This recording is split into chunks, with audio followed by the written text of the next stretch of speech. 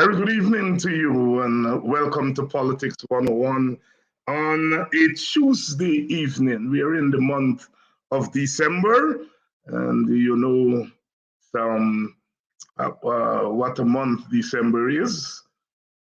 Christmas and New Year's and Old Year's, everything rolled into one. And so it's quite a month before us, but we're going to be working. We're going to be working in between the holidays and the merriment and all the thing. Christmas is traditional, as the trade winds would say. It's traditional, whether you're Christian or Muslim or Hindu or Buddhist or agnostic or atheist. Um, uh, uh, Christmas is traditional. Christmas is not just a religious holiday anymore. It's a cultural thing, and so therefore, as we get ready for Christmas, we get ready to enjoy the culture of it, the food, the drinks. Some people would argue that it's not what it used to be, but you know, it's better than nothing at all. So the festive season is upon us, but revolutionaries work through festivities. So we'll be working while the festivities go on. Tonight, we are going to deal with that issue that has gripped this country from the time this new government was installed in August of 2020. August of 2020. One issue has been at the center of all issues and development, and that is the issue of racial discrimination. In any ethnic society, ethnically divided society, racially divided society, the question of inequality is always front and center. And we in Guyana, we have this way of dodging the issue. You know, I have been following politics since I was a boy, and you're talking here 50 odd years. And one of the things that has intrigued me is the cowardice of Guyanese. Guyanese political parties, Guyanese civil society, you name them. The cowardice when it comes to the issue of race. And it has been one of the contributing factors that we have not made strides on the question of racial inequality, because we have lived in denial. The Marxists say that race is an illusion. You know, the nationalists say we are all one people, one nation, one destiny. And we've always found ways. The feminists say, you know, women across difference. And so we push race into the background. What has happened since 2020 is that we now have wealth. Well, at least more wealth than we had before then. You see, one of the primary bone of contention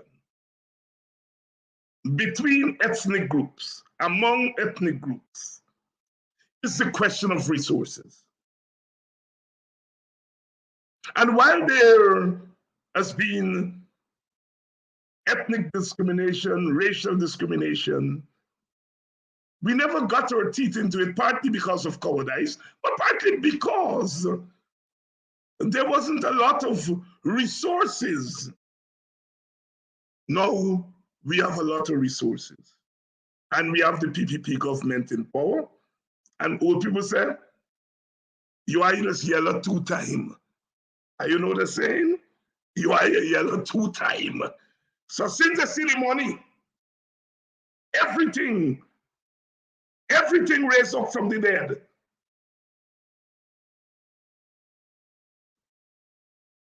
The landed bourgeoisie, if I may use that term, petty bourgeoisie, they suddenly wake up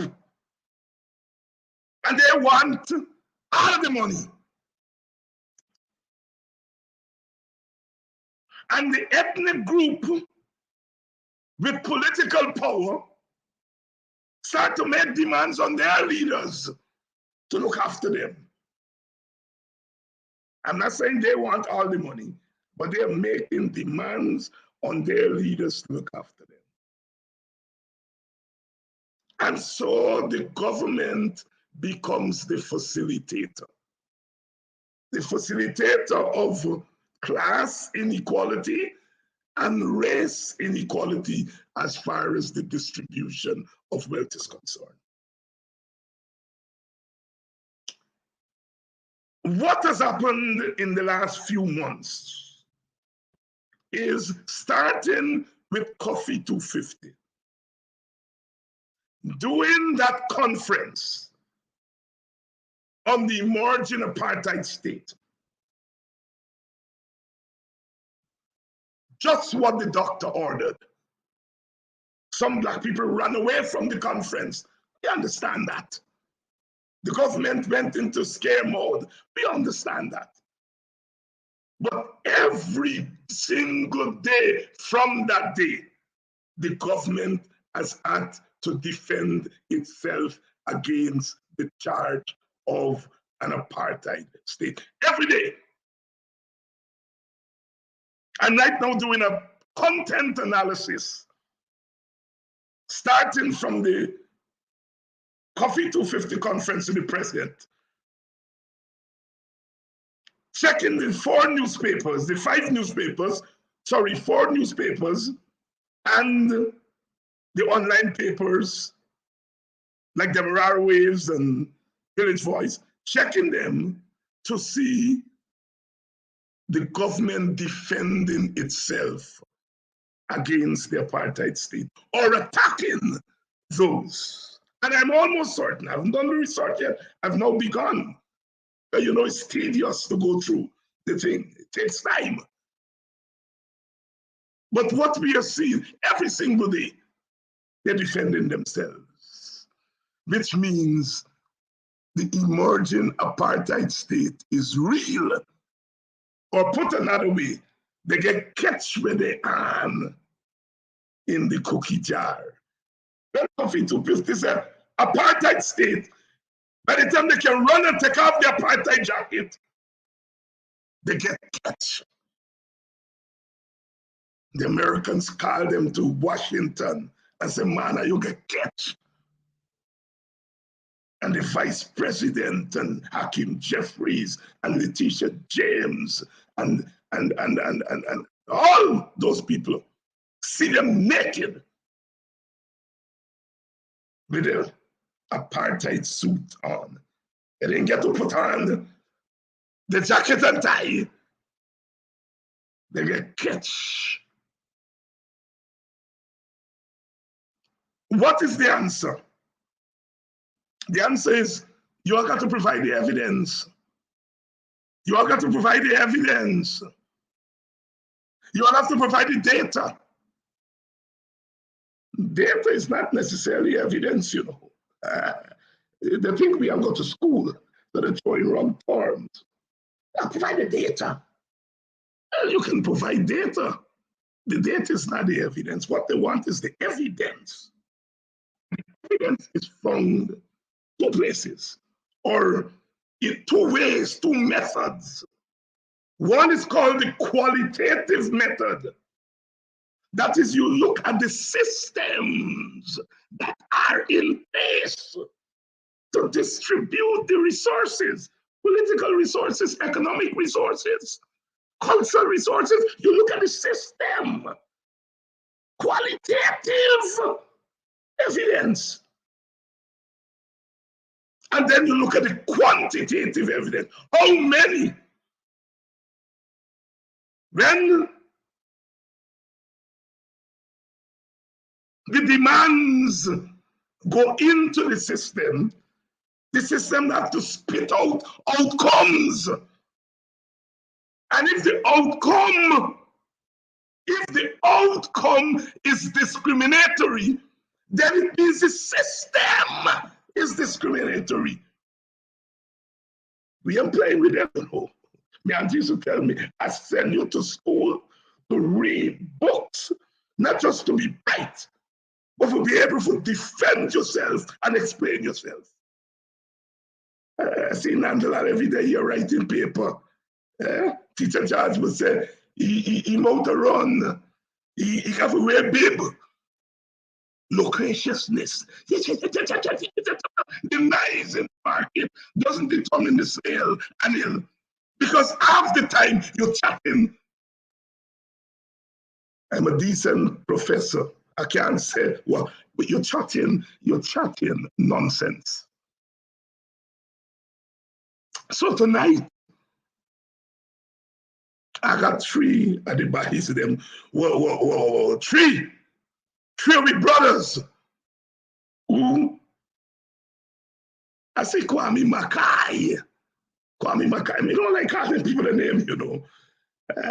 He write a letter this morning paper, and I ask where Rickford, Burke been, where Lelon, Saul been, where Lincoln Lewis been, where David Hines been, when this.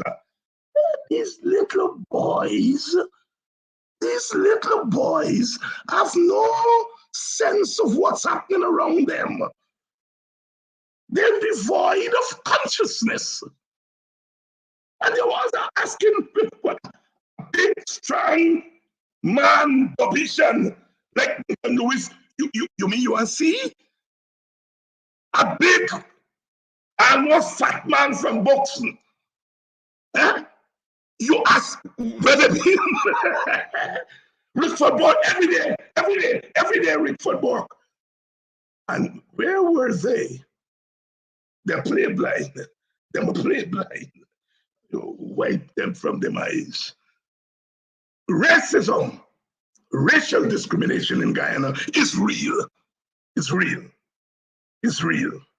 It's real. And tonight, I'm bringing on Lelon, Saul, Bobbichon, Belladrum, Lincoln Lewis, he was Bobby's, but he's a 28 man. Rickford Burke, I think he's a Myconi man. He almost in Bobby's. The bankmate tonight, maybe only non-Bobbichon, and so on. But I'm bringing these brothers on because they did something remarkable recently. They compiled some evidence, qualitative and quantitative. There's a teacher tonight, well, always a teacher. And they sent it to the Vice President of the United States. They sent it to Jeffries and the teacher James and all who met in America. They sent it to CARICOM governments. They sent it to African governments. Jesus Christ. These boys have been busy. And as we would say in the village, you beat your bite. They beat your bite. You bite. But I can say beat it. They beat your bite. Because the evidence that they've been asking for is now out there. So I'm bringing the brothers here tonight to talk about that initiative. Because you all must know that work is going on. Boots are on the ground. Meaning that it is not just literal boots on the ground, but figuratively, symbolically, our boots are on the ground. Every time we expose them, it's a set of boots on the ground. That changes the narrative, you know. You can't make the narrative for you. You got to do it for yourself. That is why you are sending we to school and trade school and college and wherever you pay for we go. Is to do this kind of work. Brother Nigel Hughes has always been calling for the empirical evidence. And oh boy, he did a master research that you all got to read. You all got to read. He's going to be here tomorrow night. He's going to be here tomorrow night to talk about his piece of evidence. Boots on the ground. Boots on the ground. And they're running helter-skelter. Sisters and brothers, the better politics 101, do what you all got to do so that people know are we there. Are we there? We come tonight with the sad news of the death of one of the most remarkable human beings I have known. I've met remarkable people. I've had the good fortune of meeting remarkable people and working with remarkable and learning from remarkable people. And one such person is Father Malcolm Rodriguez, who died 2 days ago. I am heartbroken. We knew he was not well, but when death comes, it often wakes us up. Father Malcolm Rodriguez, Jesuit priest, trade unionist, Lincoln worked with him closely. Political activist. He was the epitome of liberation theology. He didn't hide behind the pulpit. When I came into politics, he was on the WPA platform. Whether he was a WPA member or not, that is immaterial, but he was on the WPA platform. I see how them writing, they left out. But Father Rodriguez would not want them to leave that out. He was a professor, teacher. And you know, when you were a young man in the WPA, you were among a lot of stars. And really young activists used to have our favorites. Some like Rickford, some like Walter. Everybody like Walter. Some is Guyana people, some is Clive Thomas people. But Father Malcolm Rodriguez, everybody.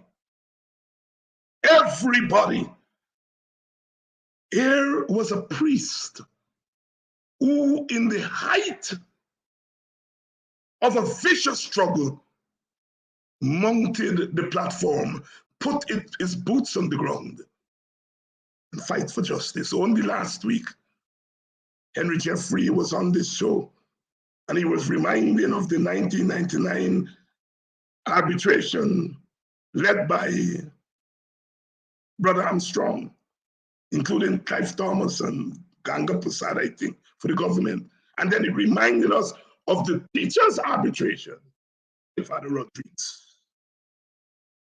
Remarkable human being. I'll say more about Father Rodriguez. He may not be known to most people, especially the younger generation, but a remarkable human being. And so, brothers and sisters, tonight, let's talk. Let's talk. Let's talk about how we are beginning to alert the world to how dangerous a place Guyana is. How dangerous a place Guyana has become.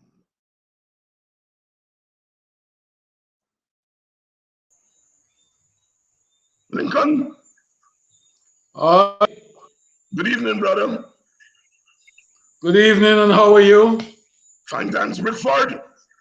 Good night, thanks for having me. Good night, everybody. All the panelists.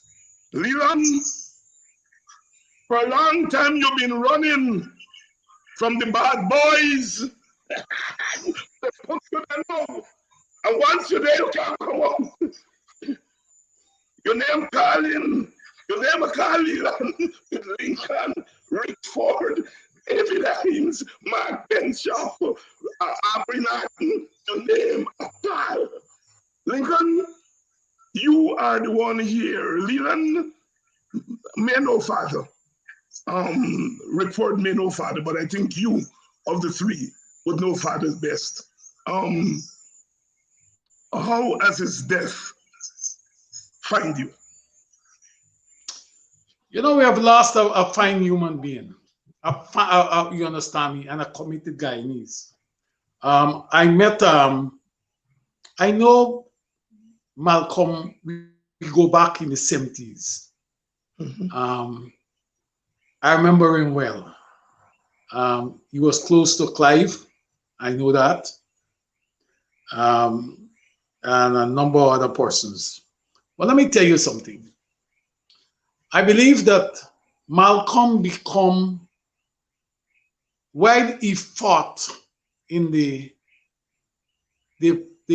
fought in the pre-1992 era, fighting to make sure that rights and the rule of law is being respected. I believe he became very, what we call it, frustrated post-1992. I believe, let me tell you what, Malcolm had reached the point where he believed that there too much political intrusion into the University of Guyana. He become very concerned about that. He become concerned about all the promises that the PPP made while in opposition during the era of Burnham and Hoyt, during the period that they governed. And when they came to power, they did opposite to those commitments that they give to the nation. I heard you earlier describe the man, but I'll tell you something. Malcolm is the type of priest who believe in liberation theology, who will use who believe that religion must be used to help people out of bondage, to deliver justice and fair play to society. He was that type of man. He said it as it is, or regardless of how he sees it or who is in power. If it's wrong, it's wrong. Malcolm, he was not diplomatic, like some of the priests that we have. And he was not the type of man who would have gone down there and accept certain. I remember, let me give you an example. I remember a discussion between Malcolm, Waddle, and myself, both men gone. And I can see vividly the anger. Remember that anger in Malcolm, of what was going on with the killings. He felt that the hands of the state was down in the, you call it KPDR, but down in the mud. I remember him for those type of things. I remember him for, we worked in the trade union. When you had the 4 union and then you turned the 6 union, I remember working with him. He's been a fine citizen. May his soul rest in peace. May his soul rest in peace as an example to the rest of us. I grew up hearing that science and religion are diametrically opposed. Malcolm Rodriguez was a priest and a physicist. Physics, science, figure it out. Lelon, did you know Father Rodriguez or know of him? I had brief interaction with him in the Guyana Football Rugby Union, and that is all I can say about him. So very brief interaction with him. We once sat on the executive of the Guyana Football Rugby Union. Another dimension of I Father cannot Rajito. say much about his work in Yeah, yeah, yeah. Rickford, outside of the sports arena. I cannot say anything much about and him. yeah, yeah. No, Rickford, I don't know. I don't know him. I know who he is, and yeah. my condolences go out to his family in France With family and friends into the Catholic community. community. Yes. One priest, Father Montrose, I think Father Montrose is now um, uh, close to the Bishop of Father Montrose said he was imprisoned for talking to Malcolm, right? Um, when people ask, where were you? Where were you? When you ask Lincoln Lewis, where were you? We were there when it was dread, and our voices were loud then, and they're still loud today. History did not begin the other day. Let's talk about this document that's been put forward. Rickford, tell us where all the initiatives came into being.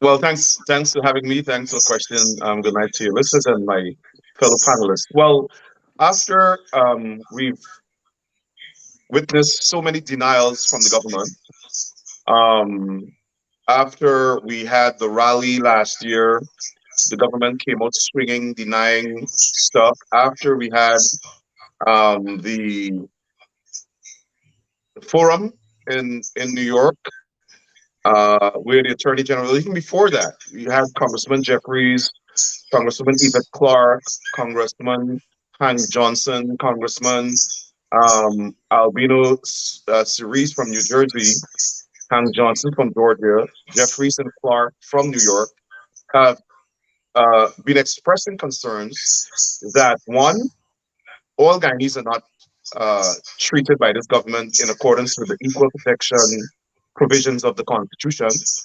Um, Congressman Jeffries has said that several times. He didn't accuse the government of anything he never did. He just said that should happen. He also said the United States would not tolerate racism in Guyana. Hank Johnson called for all Guyanese to benefit from the wealth of the country.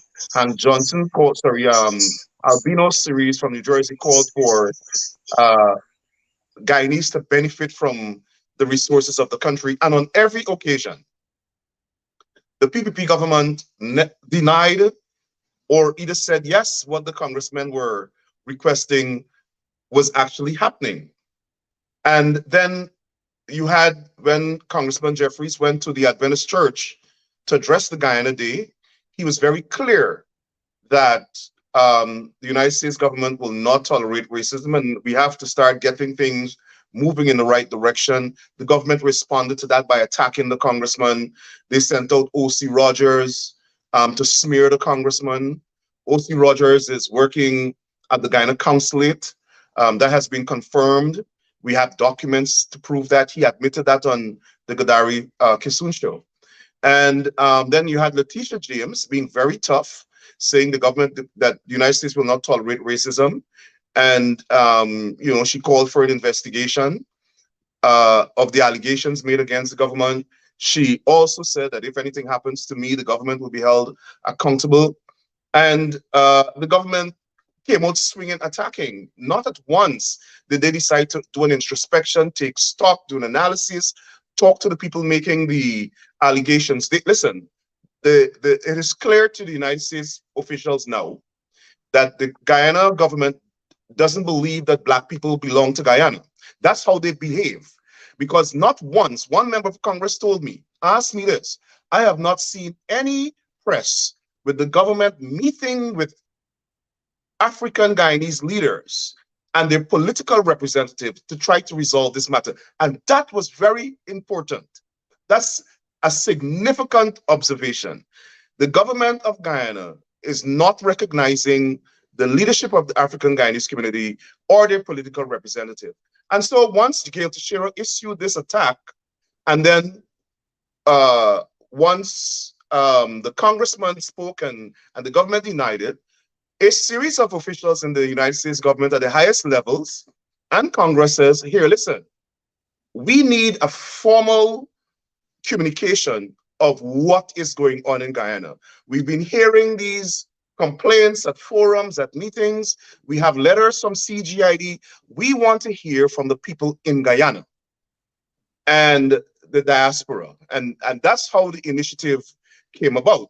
In addition to that, once that letter was sent and the Prime Minister responded by denying, we had a conference call with some of our elected officials, and they said, okay, now let's have some evidence. Let's have the evidence of the people who are being displaced. Let's have evidence of the people whose land they were taken away. Let's have evidence about how the contracts are going to.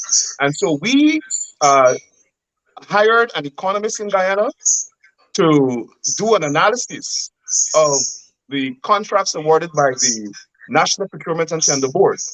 And it was shocking. That coupled with what Nigel's research has produced demonstrates clearly that the government is not only an apartheid government, these guys don't believe we are part of Guyana. And even though we have this robust campaign to expose their racism, to make sure, and let me say this very clear, our objective in CGID is to change the nature of the relationship between the United States government and the PPP government of Guyana. It cannot be business as usual. Let me repeat that. It cannot be business as usual. The United States government cannot condemn Iran for its despotic regime, cannot condemn Myanmar, cannot condemn Russia, and condone the government of Guyana, which is no different. It has to change. We are determined that it will change, and it must change. It must change. Lelon, you worked very closely in getting the document together. As Rickford said, an economist was hired, but you, as I understand it, work very closely. Give us a sense of that process, that experience. Okay, good night. You know, following the Coffee 250 Forum on the emerging apartheid state, what we recognize is that the government was denying that there is an emerging apartheid state in Guyana, even though there is an overwhelming body of evidence to support that. As a result, we get down to work and we start to gather all the evidence, to pull it together, to show that in Guyana, Black people, Afro-Guyanese, and not only Afro-Guyanese, Amerindian and those who do not support the PPP are being discriminated against. For example, if you were to look at how resources are being allocated, you would recognize that it is skewed. And so we are fighting against that. If you look at the employment of government, if you visit some government ministry and agency, you will see that employment favor a particular race. And not only in government services, in some private sector organization, you will find the same thing. Africans or Afro-Guyanese basically are employed at the lowest rung, basically given blue-collar job. You can go and do a proper examination, for example, at the Ministry of Education and try to understand what has taken place in that ministry over the past 2 years. Just single out that, but there are many other ministries. And these were you all able to put some of that evidence that you're talking about there in the document? No, we continue to gather evidence. It's a work in progress, and the Institute for Action against discrimination, we are working to gather more evidence to inform the international community on the level of discrimination in Guyana. You know, and one of the things that I want to mention also, we must understand that discrimination basically persists and permeates our institutional structures, our social structure, the individual mental structure, and the everyday interaction pattern. And so we have a case of systemic racism which operates with or without intention and with or without awareness. I firmly believe, Dr. Hines, colleagues, that in some case it is intentional. You know, government is very much aware of what they're doing. And if you look at government interaction with communities, you know, they fail to interact with the political leaders, and I think it's a requirement. When they go into these communities, they even don't consult with the NDC. And I tell you what, when it comes to ancestral villages, I'm very, very protective because I think we should preserve our culture and any interaction with ancestral villages. I personally believe they should be free, prior, and informed consent. We must protect our culture. That is very important. Notwithstanding what was said, we will continue to gather evidence. We will not stop. The situation must change in this country. Government must understand that they cannot be allowed to govern in this manner, where a substantial proportion of people are being discriminated against on a daily basis. And point to note, you know, we have seen over the past 2 weeks effort to debunk what is being said. We recognize that there are certain Africans in our community who are coming out and saying, no, nothing like that is happening. The government is good. They know why they're saying that. But the majority of people in Guyana, Africans, they know what they're experiencing on a daily basis. Thank you. Lelon, Saul, are giving us a background there to the missive that was sent out to officials around the world, officials of the US government, CARICOM governments, African governments. And Lelon, repeat for our audience the name of the organization that is behind this. Institute for Action Against Discrimination. Institute for Action Against Discrimination. Yeah, and next year we will be launching that organization. Right. Lincoln Lewis, let me bring you in. What exactly is in the document? Tell our audience what exactly is in the document. The number of signatories you have on there, a quite high-profile set of people who signed the document. Some people who I was not sure were going to sign that document. Some I recommended to you, and I said to you that I wasn't sure that they were going to sign, but I was pleasantly surprised that so many people signed. So one, tell us what's in the document and give us a sense of the process. Was it difficult to get people to sign on to the document? I don't consider it very difficult to get people to sign on. After the people are still calling and asking they want to sign.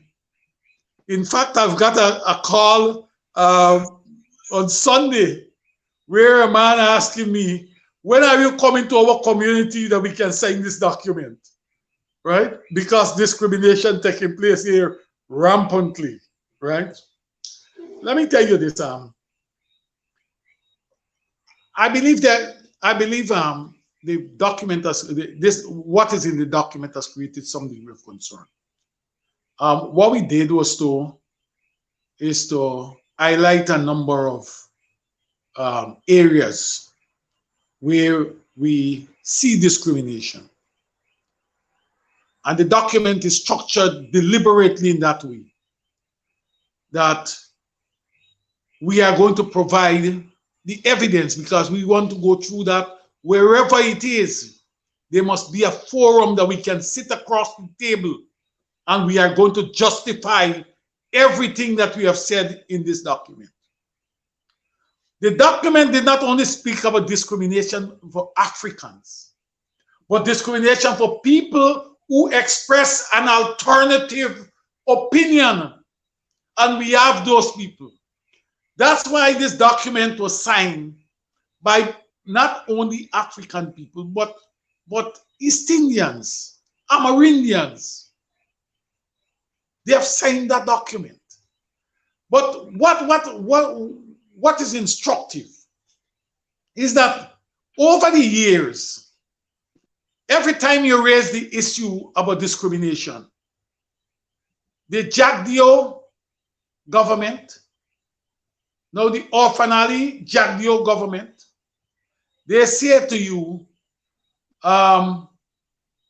bring the evidence. But they never put the mechanism in place for that evidence to flow. The first thing they do is find two people to tell you, to say to the world, to the Guyanese, discrimination don't exist. If I am crying discrimination, you can't tell me how I feel. I have to tell you how I feel. I have to know if I'm discriminated against. Not you who's the oppressor. But oppressors believe in their heads that they're not oppressing people. So we have that problem. Let me go on to tell you this, gentlemen. They said we don't have racial discrimination, everybody just this and that, and no discrimination. Let me ask you this. When both sides of the political fence go into an election, if you get an Indian man as presidential candidate, you try to get an African man as the prime minister candidate. If in the case of an African man as the president candidate, we try to get an East Indian person as the thing. You know what we are trying to, what we are conscious of? That racism exists in this country. The races are divided. And what we are saying, that if we have two persons who represent the major groups in the same room, we'll be comforted that our interests will be represented. You are conscious of that. Chadi Jagan took Samines. Janet Jagan took Samines. Jagdeo took Samines. Ramatar took Samines. No, he took Mrs. Harper. He took Mrs. Harper the second time. Yes, Ramatar. Yes. Yeah, I took Mrs. Harper. Yeah. And now, Orphanali brought on board Mark Phillips, an African.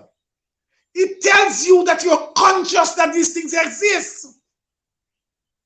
But when you are challenged to say, this is what is happening, you're telling me that this thing don't exist. Rather than sitting down to talk with us, what it is, what our concerns are, what we have observed that they are not seeing. Nobody going after them, you know. It's them coming after us. And because they're coming after us, we are not going to defend ourselves any longer. We are going to attack. So the attack has started. Attack as the best form of defense. Before I come to you, Rickford, let me say this. This government, the Guyana government, is signatory to the United Nations Declaration of the International Decade of the People of Africa. And the rationale for that decade is that despite changes in the law in most countries, despite some small steps by government, the United Nations has concluded that African peoples around the world are still victims of racism. They've been saying that. This is the United Nations, and Guyana government is a signatory to that. No, you signed something saying that despite changes in the law, de jure, Anil, de facto, Anil Mandalal, those play dunce, but I know you ain't dunce. De facto, in fact,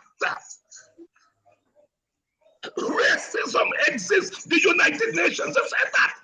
And it has dedicated an entire decade. That is why I don't worry with them when they tell me, but go to the United Nations. Ask them where they get the data from. You, the government, you are the custodians of official data. Send that data to me. Send that data to Lincoln. Send that data to Rickford. Send it to Lelon. And you think people is damn fool. That is what you all think. And we African people, the original sin, the original monstrosity of slavery, 400 years, you don't wash it away in 60 years. Lelon talk about it. The systemic nature of racism. That is racism in spite of our efforts. Guyana and his wife call it the stars of bondage. But Marley says, no chains around my feet, but I'm not free. They're bright more than you, Anil. Because you blame yourself a fool. Because you know better. You know better. And you're trying to say to us, apartheid can only exist in the law. You're going to shove that in your mouth. Because that's where it belongs. Because you are lying.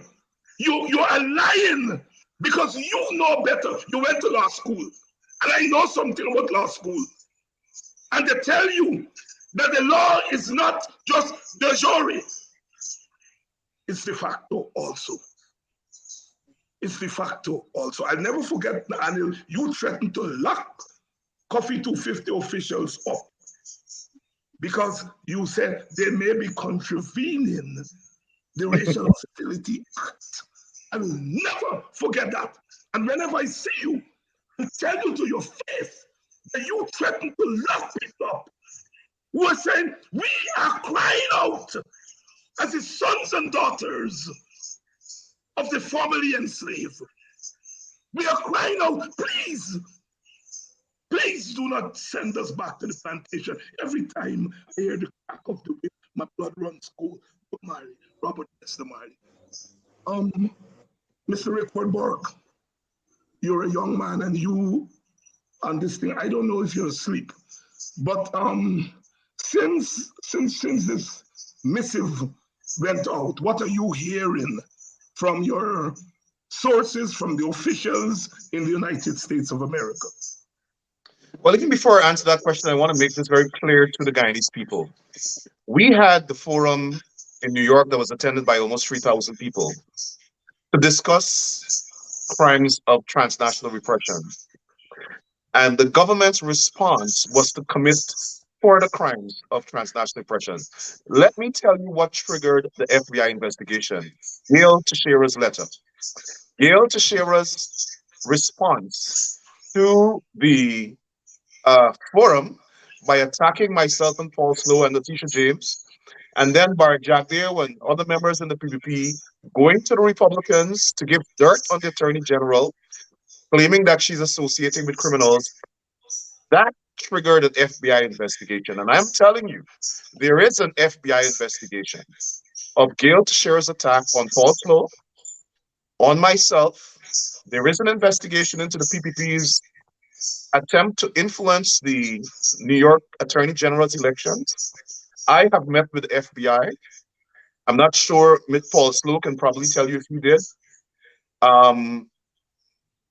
The FBI has been giving out instructions in the Guyanese community how to deal with the government of Guyana and their crimes of transnational repression. That's as far as I can go. I can also tell you that Mark Phillips' letter and Gail Teixeira's letter, they were most offensive to the people in the White House, to the people in the Congressional Black Caucus. And that's why I'm telling you that there will be action. I am positive that come next year in this new Congress, when this US administration would have had a full assessment of the evidence that we have all gathered and presented to them, there will be action. And the Guyanese people can be assured that we in the diaspora would continue to pressure not only the Guyana government, but the United States government, because we as Afro-Guyanese, we are part of a larger, very essential Caribbean American group of voters. We're part of the Caribbean American demography in this country, and we have significant numbers in battleground states: Atlanta, Florida, and some other states, Arizona, and of course New York. And our block of vote can contribute to winning or losing an election. And the Democratic Party realizes that.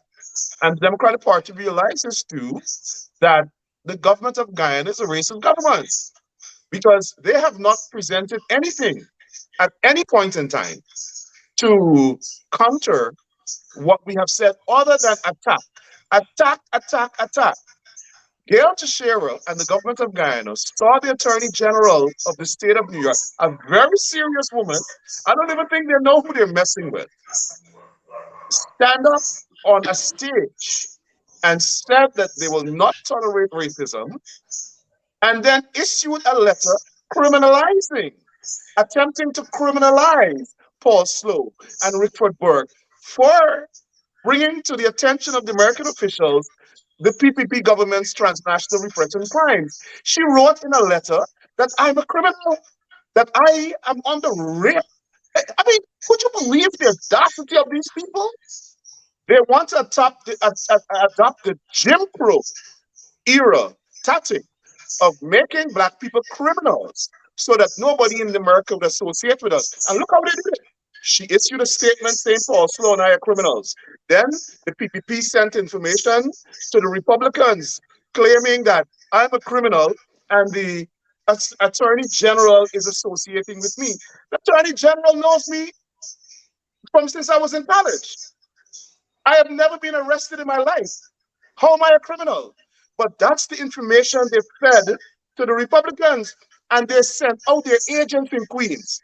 And the people who stood up with the Republicans to call our Black leaders criminals are all under FBI investigation for thieving money, for gold smuggling, for drug smuggling, for money laundering, and for funding terrorism in the Middle East. Those Well, are the people standing calling us criminals. yeah. And Rickford Burke, when you're in this fight with people who are nasty as that, they try to get personal rather than to deal with the issues. And we have to constantly point that out to our people. Lelon, Saul, why is it important for this kind of work? Because the shock of the outcome of the last election and all the thing that went into it, I think it pushed our people, radicalized our people in a certain way that they think the only solution to our problems is quote unquote boots on the ground. That if you don't have boots on the ground, you're not winning, and that is the only medicine the oppressors know. And there is some wisdom in that, because history has shown that that's how the government responded. But there is other work to be done, and this kind of work is important. Explain to our audience why this type of work is essential to the freedom struggle. Okay. When you take into consideration the objective of the PPP, I personally believe it is to get rid of Black people. That is my opinion. Because there's a deliberate attempt to weaken Black people. And how you weaken them? by ensure that they're not given that economic space. And if we don't have economic power, we would not be able to send our children to school. We cannot control the message that is going out there, and we see it to some extent now. We don't have control over the media, the mass media. And so our people are being fed total trash. And even our culture is being eroded. And that is why I mentioned earlier about us protecting the culture in the ancestral villages. And so that our people do not become victims of the stink and dirty culture that is being promoted now. We have to fight against that. Secondly, in the absence of that economic space, we will not be able to provide or offer quality education to our children. And eventually, we will be done with simple language. And therefore, we have to continue to fight. We have to ensure that this work continues, that we gather enough evidence, that we educate our people on the objective of the ruling cabal. We don't have a choice. We have to get out there in the villages. We have to take the message out.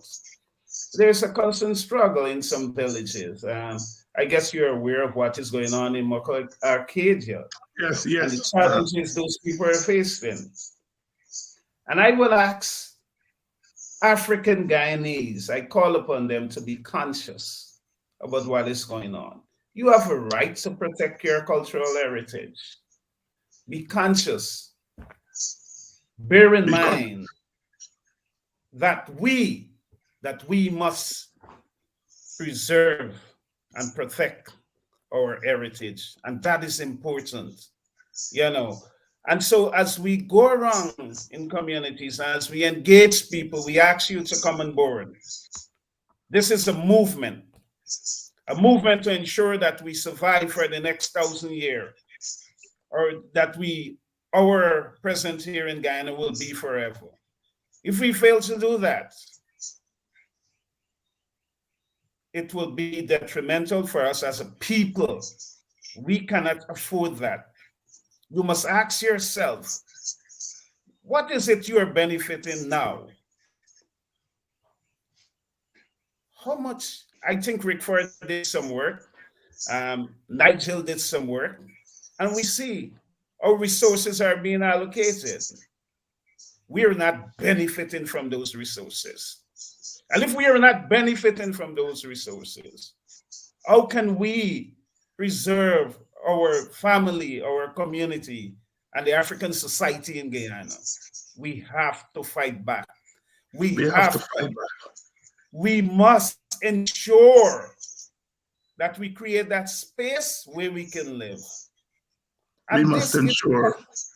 I don't want anybody to misconstrue what I'm saying as being racist or anything like that. We are being attacked. Our livelihood is at risk.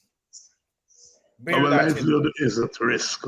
I want to welcome everybody on to Politics 101 tonight. We are back to full speed. I see Sister Novella. I haven't seen her for a long time.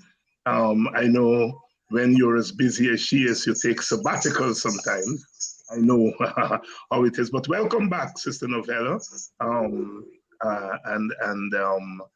God bless you and bless all our viewers. And as I love to say, is that I love you, we love you, because when we rub up together and we ganga together,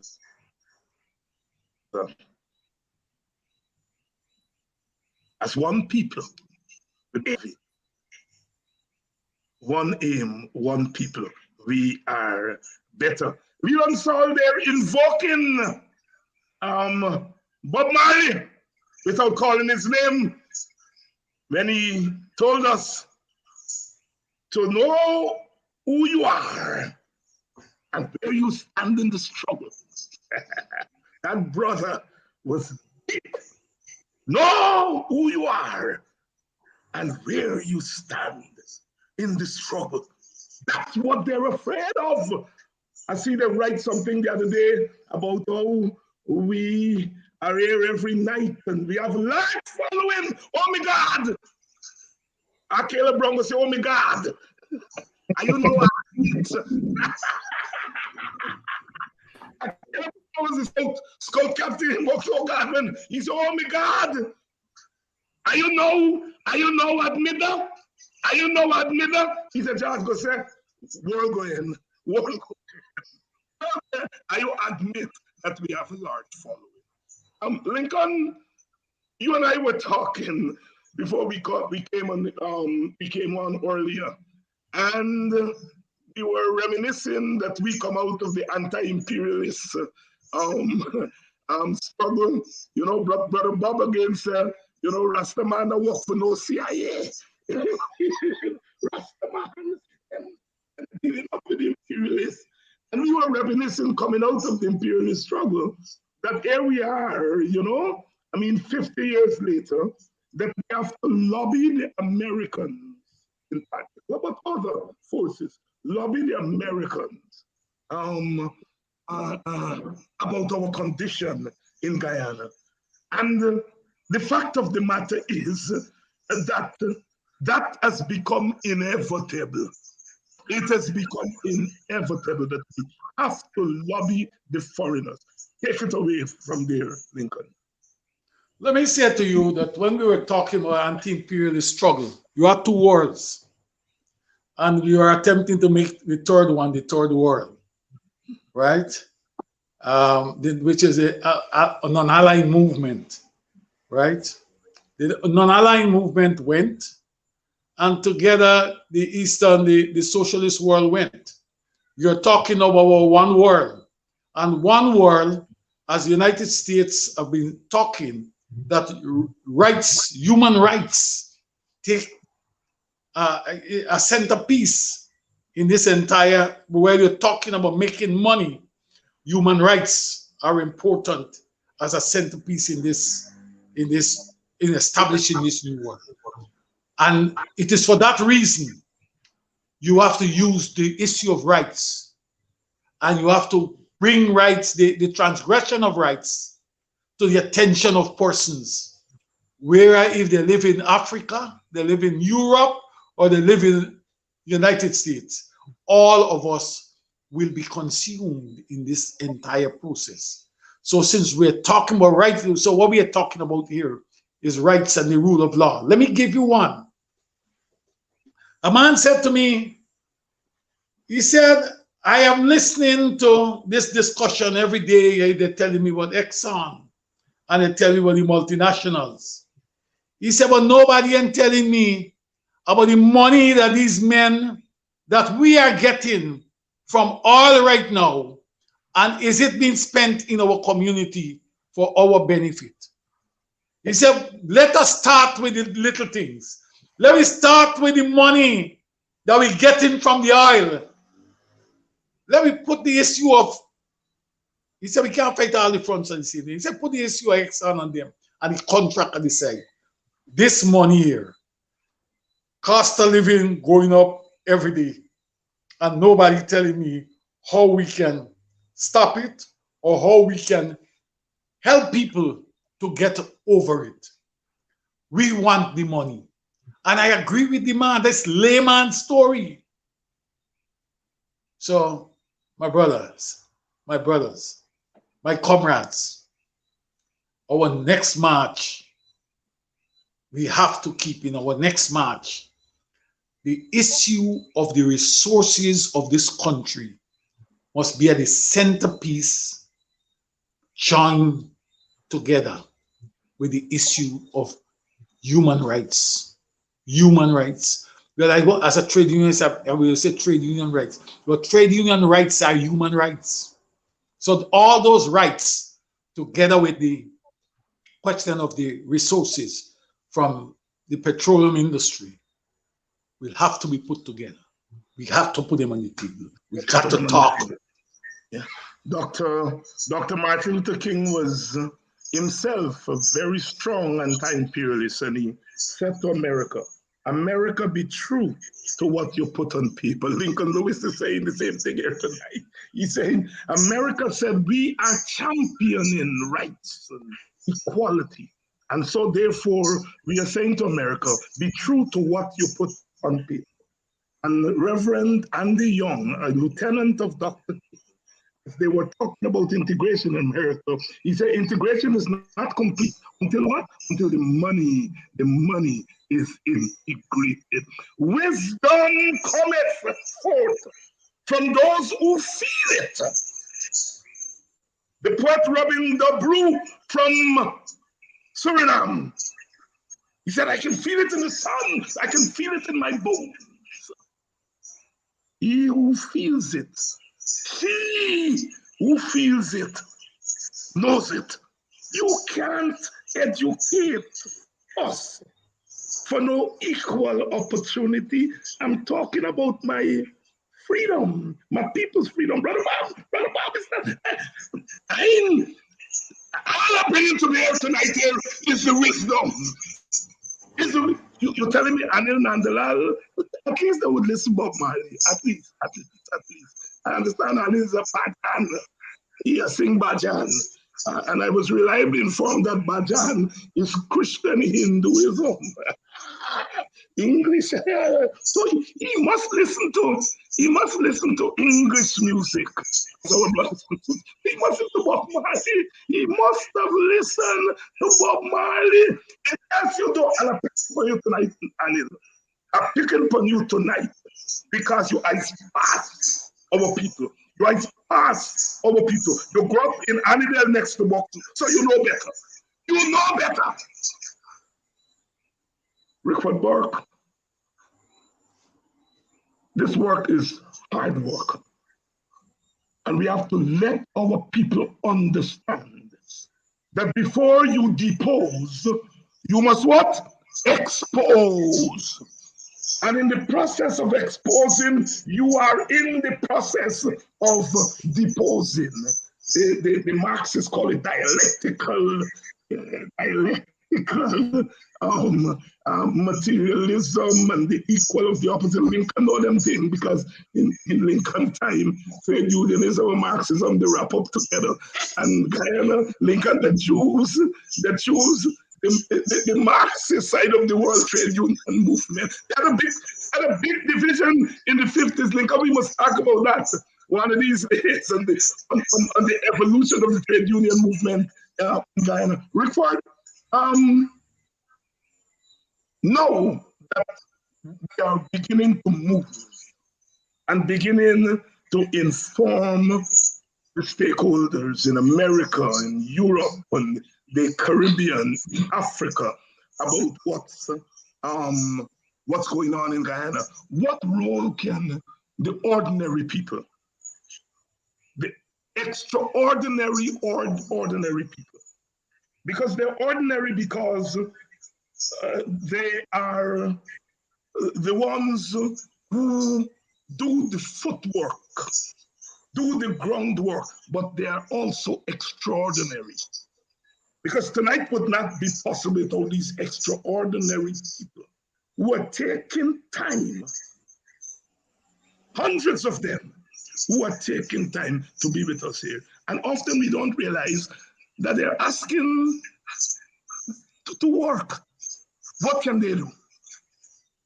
Well, what can they do? Stand up for their rights in Guyana. Stand up in Guyana and let the world know the truth. What is happening? How can they do that?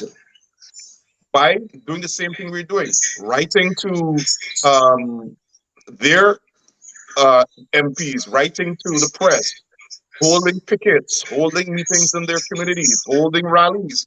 One of the things that they must do is get rid of the fear factor and the intimidation factor that the government is going to use again to intimidate them and to suppress them and oppress them and shoot them.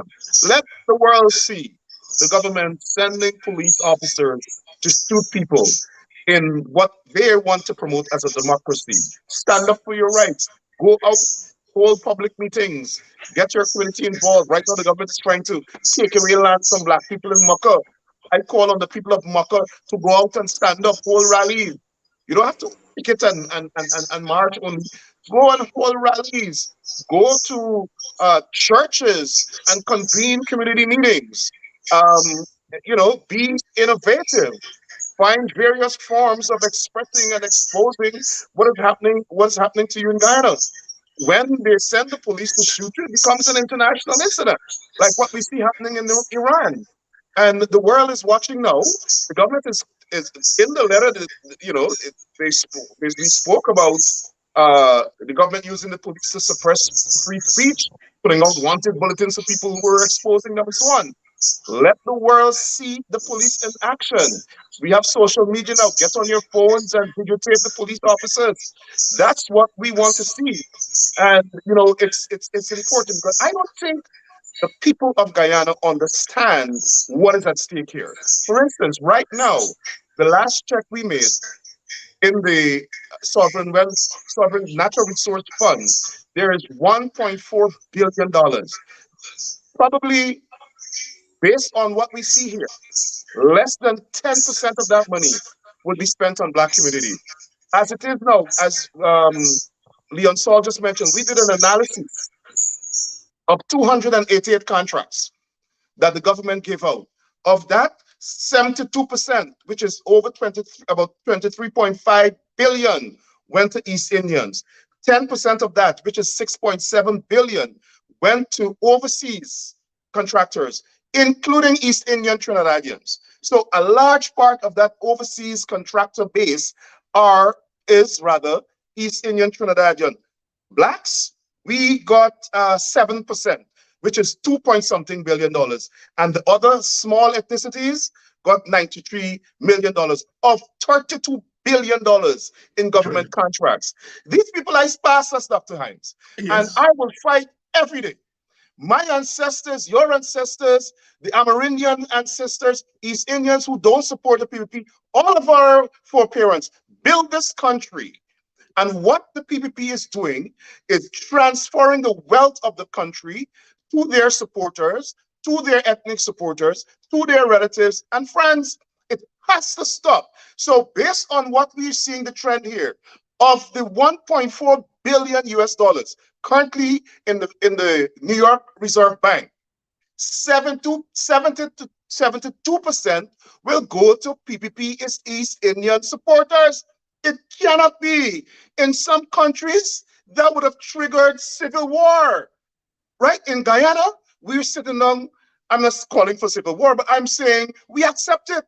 How can we accept Barjade and his cabal transferring 72% of $1.4 billion US to their relative friends and family? We cannot allow that to happen. That's what's happening. That's at stake. Belladrum and Buxton and Denhamstel and Linden and all of the Black communities need development, need empowerment, need assistance. They must get it. It is their country. And they will have to kill me to stop me from pursuing this path that I'm on for equality and equal rights. And they're even get to kill me because they have another set of consequences to deal with. I know they're planning it and they're advocating it, but we must have equality. We must have freedom of expression. Our people must benefit. And I am saying to the international community, if we cannot achieve that, then remove the PPP from power. By hook or by whatever means, remove them from power. We will not tolerate an apartheid government in the Western Hemisphere. The international community must intervene now, right now, to stop this racial discrimination and the transfer of all of the wealth of the country to Bart Jagdeo and his PPP cronies and stop them from driving Black people into poverty. It cannot happen. It must stop. And we will force them to stop it. And we know from this program and other programs that one of the worst forms of conflict is ethnic conflict. And we must exercise restraint.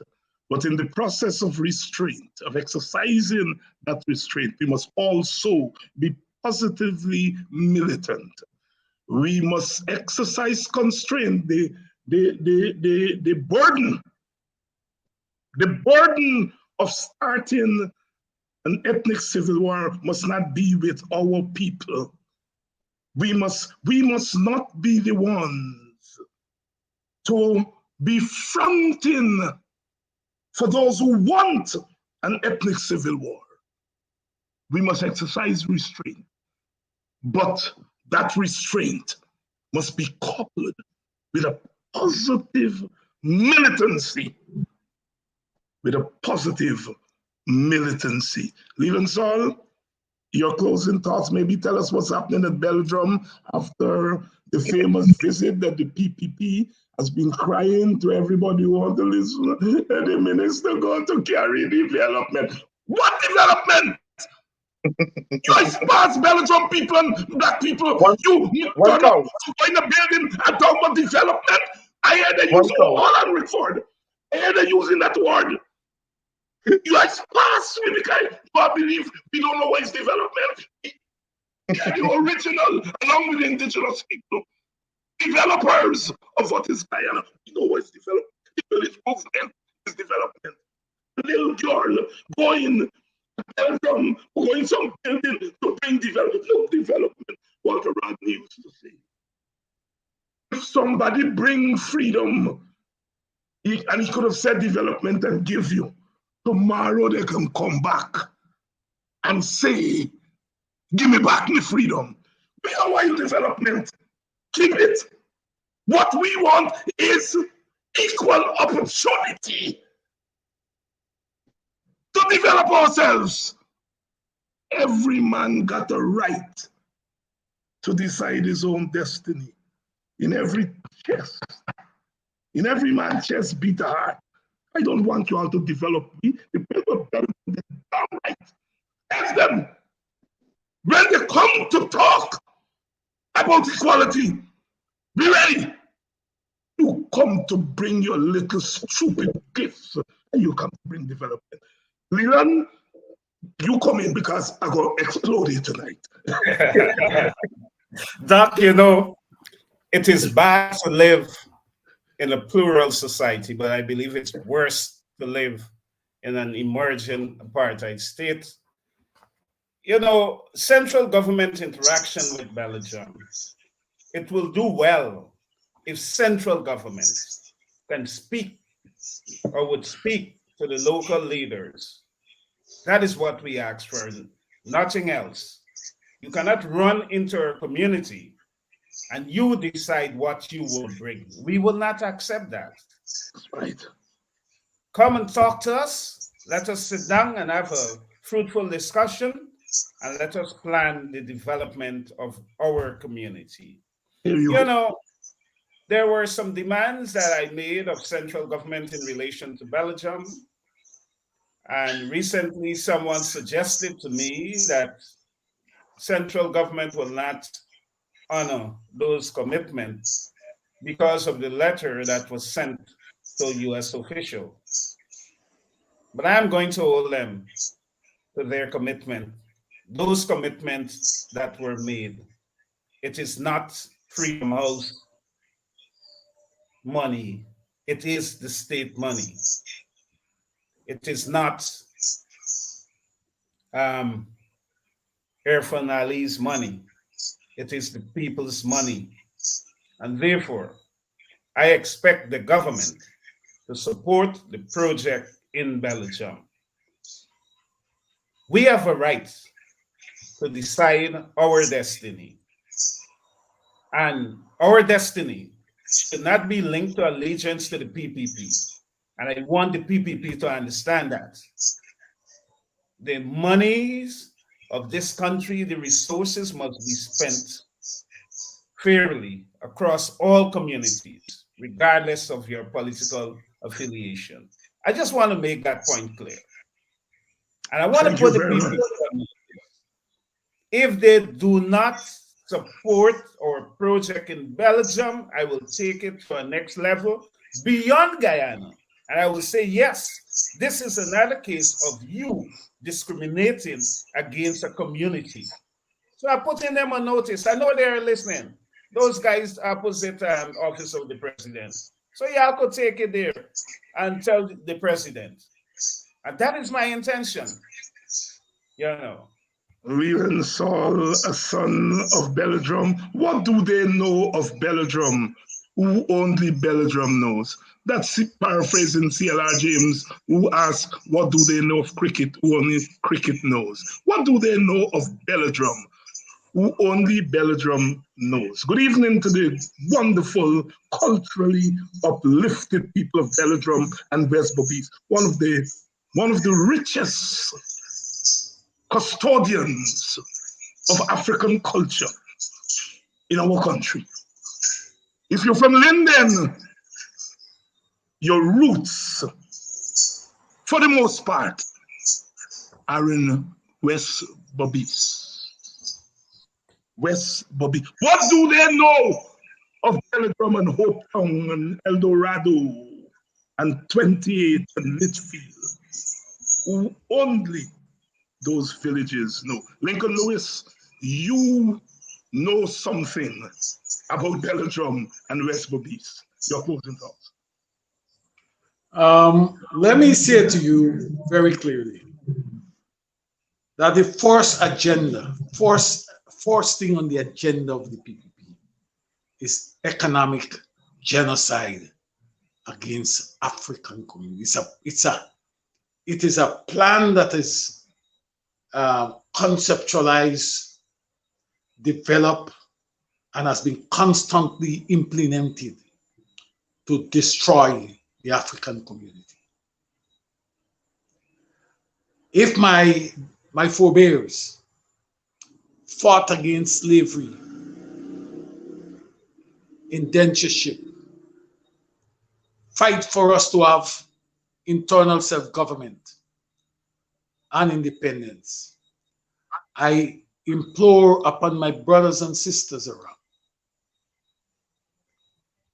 we have to leave a legacy, a rich legacy. We have had a rich legacy. We inherited it from our forebears. We have to leave something that is richer than what we have acquired. And in so doing, we have to hold hands. We have to not fight back, we have to attack. We have to do that. We cannot allow these people to take us back to under a condition that our forebears have fought against and they have won. My friends and the struggle continues. The struggle each continues. And every day, every moment. Every day. We'll have to do it. Thank you, my brothers. Good night, comrades. My brothers, Lincoln Lewis, my brothers and friends, Lincoln Lewis, Lelon Saul, and Rickford Burke. Good night. Good night. Telling it like it is tonight. Brothers, thank you all very much. And we shall be in touch. You all will be back sooner rather than later. And tomorrow night, Brother Nigel Hughes, on this same topic, racial discrimination in Guyana.